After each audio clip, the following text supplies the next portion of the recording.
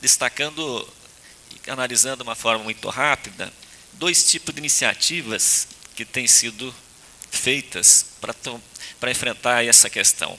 Uma no campo estritamente da relação capital e trabalho, outra no campo da pressão sobre o Estado, o governo, no sentido da alteração da política econômica e da construção de políticas alternativas para enfrentar esse cenário de crise que nós estamos vivenciando.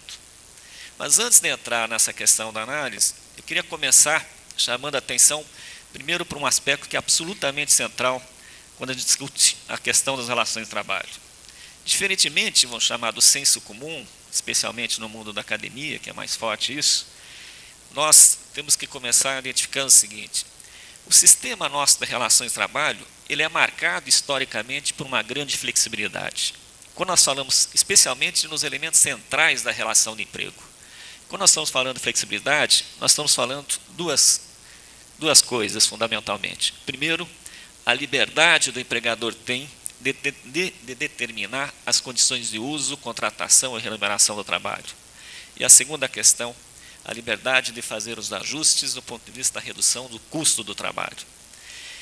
Para poder identificar essa flexibilidade, nós podemos observar quais são as alternativas disponíveis para as empresas poder enfrentar a atual crise, para fazer seu ajuste de nível de emprego. E há disponíveis 6 alternativas para mostrar exatamente essa flexibilidade. A primeira iniciativa, e até vou apresentar aqui esse dado da CNI, desculpa, é 2009, não é 2006 aqui o dado, é de março de 2009. A primeira alternativa que as empresas têm disponíveis é a demissão. Como o Baltar abordou com propriedade, não existe mecanismos que impeçam a empresa de demitir sem motivação. Então, essa é a alternativa que a empresa tem à disposição, porque ela pode demitir sem justa causa. E boa parte das empresas tomaram isso como iniciativa.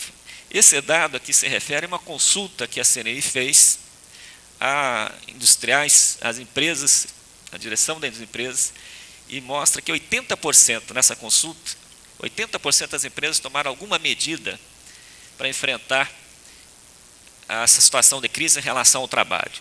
E a primeira medida que se destaca é a demissão, ou a despedida, ou aqui também está colocado junto a suspensão da terceirização. Então, mais da metade das empresas, das 80 que responderam positivamente, que tomaram uma medida na área do trabalho, 54 adotaram a demissão, ou a suspensão da terceirização. E outras 53, mais da metade, suspenderam qualquer nova contratação planejada. Então, esse é o primeiro aspecto, que mostra que existe uma flexibilidade já histórica. O segundo aspecto é que as empresas também dispõem é a utilização das férias coletivas. As férias coletivas têm uma facilidade para a empresa adotar, porque ela não precisa negociar coletivamente.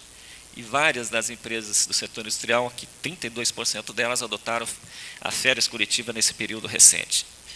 O terceiro aspecto importante para mostrar que nós temos uma flexibilidade histórica é a possibilidade da redução de salário e de jornadas, a redução de salários em até 25%. E essa foi uma medida extremamente polêmica no mercado de trabalho, mas ela está à disposição das empresas para poder utilizar e fazer seus ajustes nesse momento de crise. Uma outra quarta medida, introduzida também nos arcabouços das reformas liberais dos anos 90, está o banco de horas, ou seja, a possibilidade da modulação da jornada de trabalho. E aqui, nesse dado, mostra que o banco de horas tem grande incidência no setor industrial, especialmente das empresas mais estruturadas e dinâmicas. Nada menos do que 27% das empresas estão utilizando o banco de horas como um mecanismo de enfrentamento da crise no período atual. Além disso, nós temos ainda uma outra medida adotada a partir dos anos 90, que é a possibilidade da empresa suspender o contrato durante o período de até 5 meses, a chamada layoff. E nesse período, o trabalhador, em vez de receber salário, recebe o seguro-desemprego. O recebimento desse seguro-desemprego, isso significa que quando ele voltar, se caso for demitido, ele já não tem mais direito a novas parcelas do seguro-desemprego. e a empresa, durante esse período, não tem nenhum ônus, do ponto de vista formal, com esse trabalhador, a não ser proporcionar condições para ele realizar um curso de requalificação profissional. Além disso, nós temos ainda a possibilidade das empresas utilizar a hora extra, né, para ajustar suas necessidades, ajustar o tempo de trabalho às suas necessidades de produção e por último, ainda tem a possibilidade de fazer a criação dos programas de desligamento voluntário, né, chamados. Então, ou seja, o que nós estamos chamando a atenção é que as empresas têm disponíveis 6 formas concretas de realizar a flexibilização do trabalho, os chamados PDVs.